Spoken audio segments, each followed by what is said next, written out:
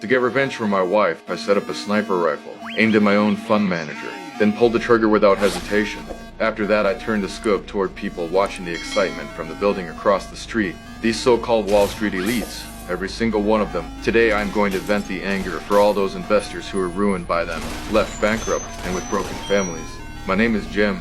I was an honest armored car security guard, and I had a wife I deeply loved. But a year ago, she was diagnosed with a brain tumor. Although after treatment, all the cancer cells had disappeared, the risk of recurrence was extremely high.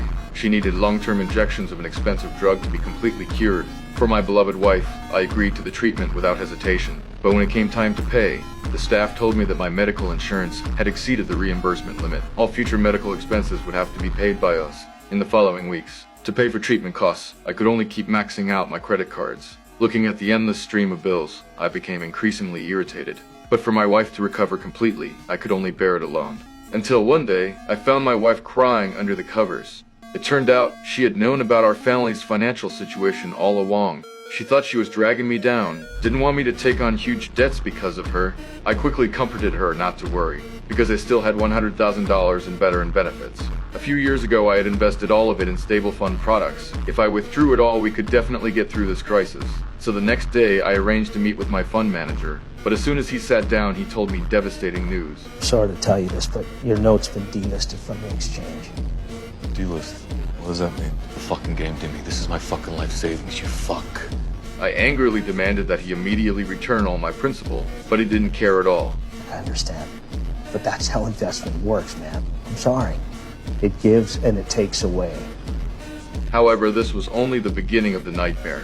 I soon received a letter, and after reading it, I immediately flew into a rage. It turned out that the previous investment not only cost me everything, but I also owed the bank $60,000. I angrily called that broker, but he would only blame the market. After a sleepless night, I planned to consult with a prosecutor, but was blocked at the door by a secretary who said the other party was too busy with official duties. I couldn't understand why he had just entered his office, but wouldn't let me in. Even worse, considering my financial situation, the bank directly rejected my medical loan application. The successive blows had already made me numb. Now the only thing I could do was continue working. Only this way could I temporarily forget all my troubles. But as soon as I arrived at the company, I was called to the boss's office. It turned out the bank's collection calls had reached the company.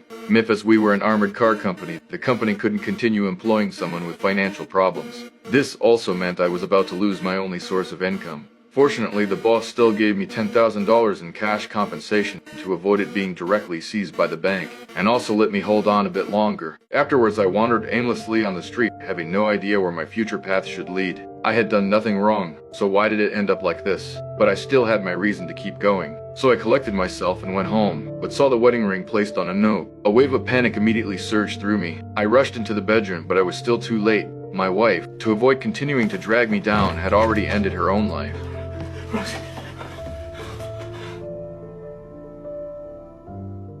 If you enjoy exciting movie POVs like this, don't forget to hit that subscribe button and turn on the notification bell. More thrilling reviews are coming your way.